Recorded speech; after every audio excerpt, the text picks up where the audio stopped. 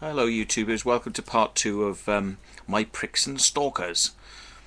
Right, I was going to tell you something about Tabitha Good at the end. It was sort of what became of Tabitha Good, really.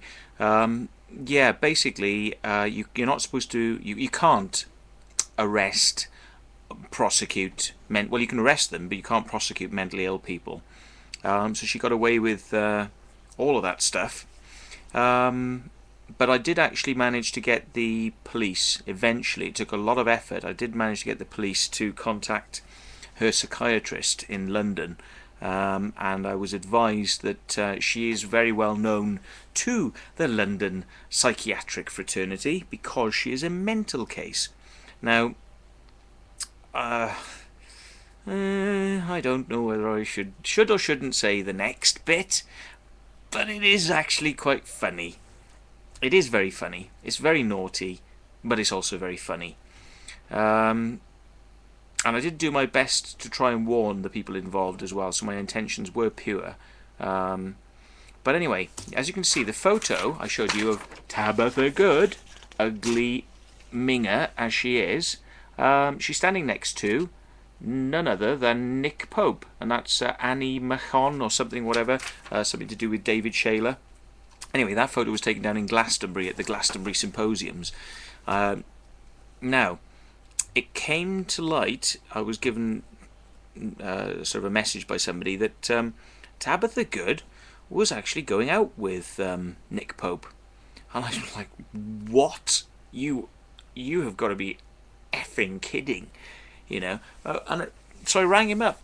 I rang up Nick and I said, I hate to sort of like say this or sort of warn you, but you know, this girl Tabitha Good, she's a complete and utter fucking lunatic, and I think you have a right to know this because you could potentially be in a dangerous situation. She's been stalking me for a number of years, and continual harassment, you know, sort of text messages, phone calls, and you know, the situation with my house, where she got in and had to get taken away by the police and sectioned, you know, and all this. So I was a bit concerned for Nick, actually. I thought, well, you know, he needs to know this. So I rang him up and I said, look, take it or leave it, right? I mean, I'm only telling you because I think you have to know. I've had no relations with this woman. I want to have no relations with this woman. She's an absolute fucking pain in the arse.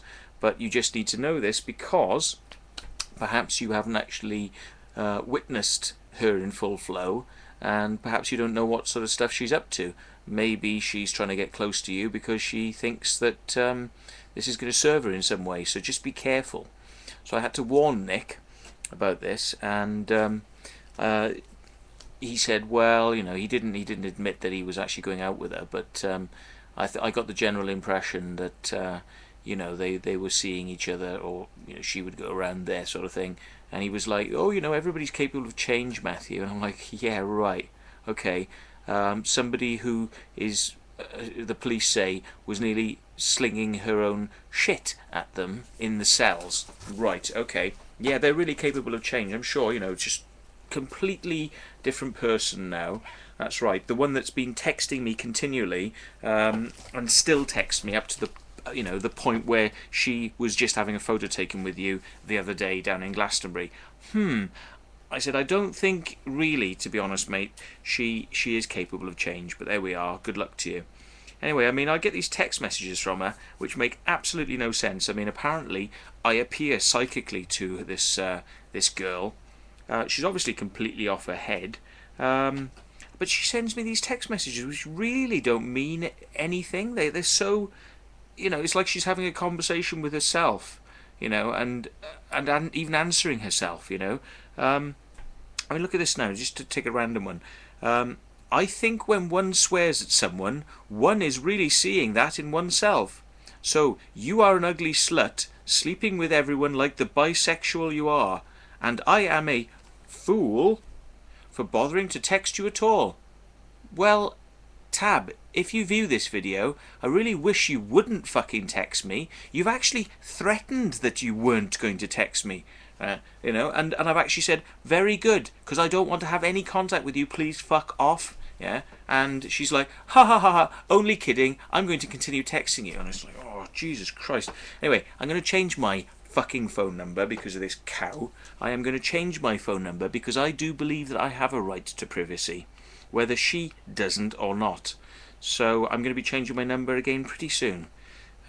So anyway, I could go through them. I mean, she said, how are your pet spiders? Halloween man, spooky enough for you? Really? I could ring you up and scream, but I've done that already. Yes, she could ring. You can't see this. I could ring you up and scream, but I've done that already. But yes, she used to ring me up at about 2 o'clock in the morning and just go and scream down the phone. Just continual screaming, and I'd be like, who is this complete psychopath ringing me at 2 a.m. in the morning screaming? So anyway, she's one of my stalker sort of.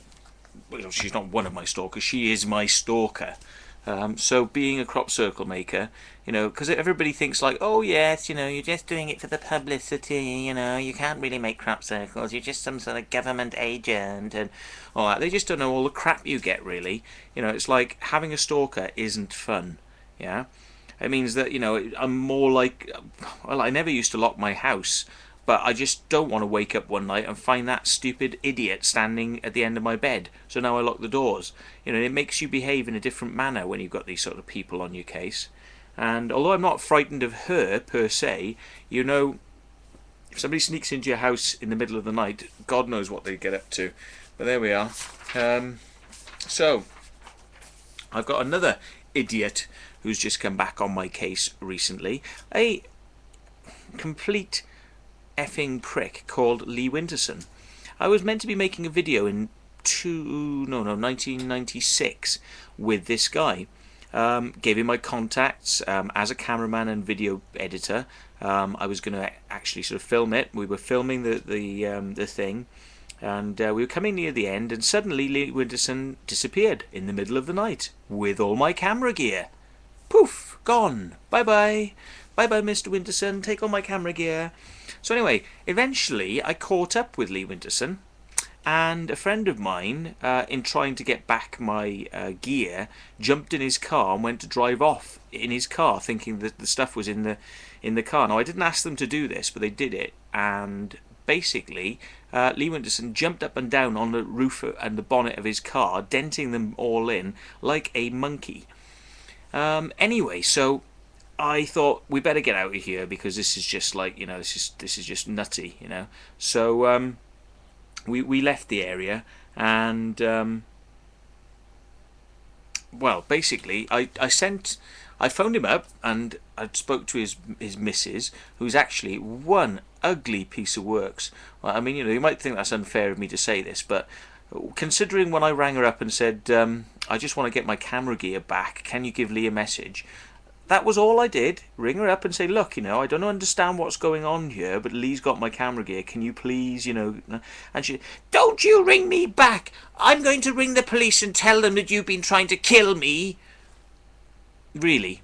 So, apparently, by me asking politely, can I have my video camera gear back that your boyfriend has stolen off me and disappeared with, is somehow me threatening to kill her? Right, okay. So I sent him a letter, recorded delivery. I said, please give me my camera gear back. He didn't. I then took him to court. He didn't bother coming to court.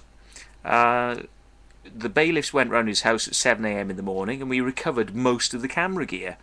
Now, why does somebody do something like that? Why does somebody behave in that manner? Now, Lee Winterson has started posting on YouTube, and he's been saying things like, Matthew Williams is a prick, blah, blah, blah, blah. I'm like, well, I'm sorry, Mr. Winterson, right? There's only one prick around here, and it's you.